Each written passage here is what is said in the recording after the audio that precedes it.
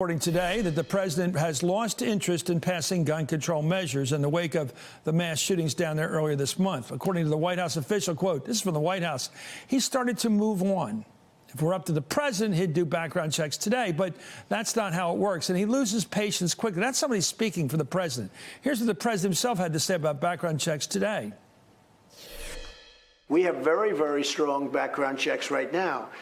But we have sort of missing areas and areas that don't complete the whole circle. And we're looking at different things. And I have to tell you that it is a mental problem. And I've said it 100 times. It's not the gun that pulls the trigger. It's the person that pulls the trigger. And when he was asked he would support the background checks bill the Democratic House has already passed earlier this year, he brought up the fact that his supporters believe in the Second Amendment. We are in very meaningful discussions with the Democrats, and I think the Republicans are very unified. We are very strong on our Second Amendment. The Democrats are not strong at all in the Second Amendment. I would say they're weak on the Second Amendment, and we have to be careful of that. The Democrats would, I think they'd give up the Second Amendment.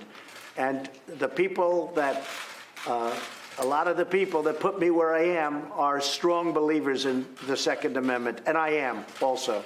And we have to be very careful about that. You know, they call it the slippery slope, and all of a sudden everything gets taken away. We're not going to let that happen.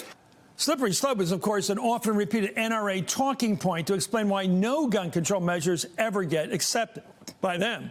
Well, the president spoke with NRA Chief Executive Wayne LaPierre on the phone this afternoon, according to NBC News. And I'm joined right now by Fred Guttenberg, father of Jaime Guttenberg, who was killed in the Parkland, Florida mass shooting. He's the founder of Orange Ribbons for Jaime and Orange Ribbons for Gun Safety. Thank you, Father. A father of a daughter. I can't imagine what you've been through and what you're going to get through more. What do you think of this president and his move-on notions that he's lost interest? It seems to be a pattern with him. I'll say all the right things for about a week, and then I'll fly back into the loving arms of the NRA. Well, you know, listen, when you look at the totality of what he said today, I do want to say, first, I'm a Jewish person. I'm loyal. Some would say I'm smart, and I will not vote for this president. And I hope all Jewish people join me in condemning what he did, because he incites violence.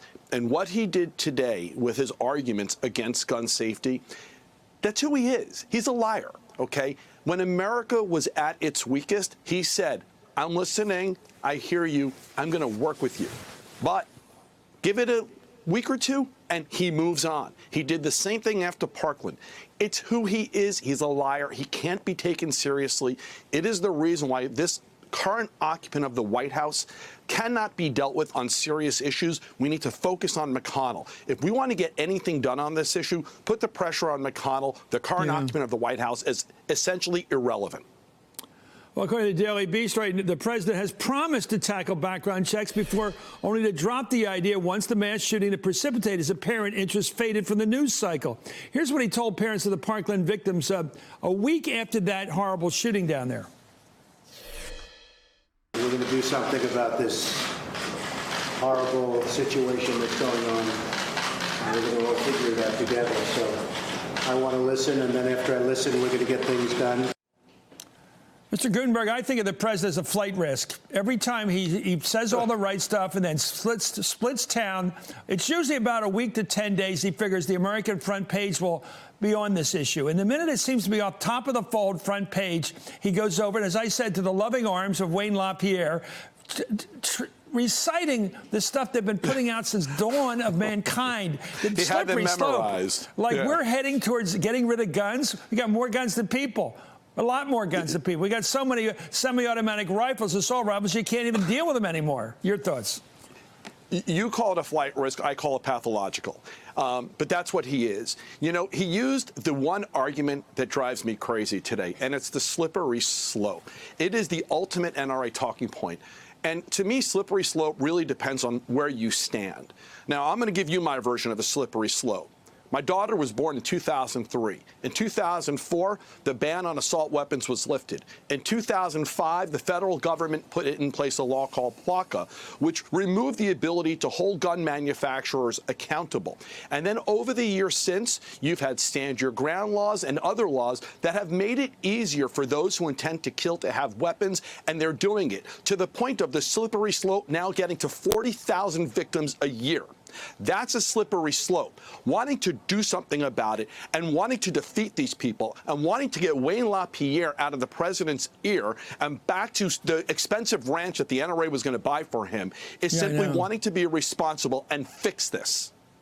What do you feel like as a victim, a father, and what do you feel about the country? Because it's not just the NRA and the guys who grab the dues-paying money, but the people that embrace this organization and embrace what they call, they seem to love the Second Amendment more than any of the other amendments I've noticed. But why? What do you think of these people?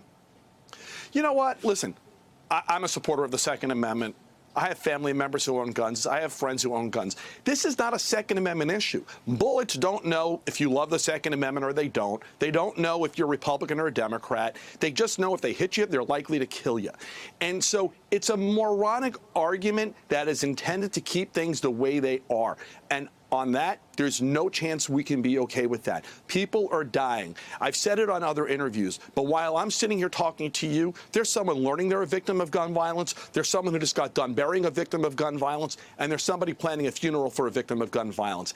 It's not normal. They're wrong. This is not a Second Amendment conversation. This is about protecting our rights to life, liberty, and the pursuit of happiness, and we can't let these people win. I am optimistic.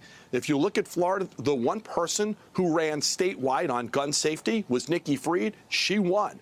If you look across the country, we flipped the House on this issue. And Mitch McConnell, get ready, because we're going to flip the Senate on this issue as well. You are about to be fired, sir. Thank you so much. It's a great honor to have you on. If you don't mind my saying so, you're doing everything you can for the memory of your daughter.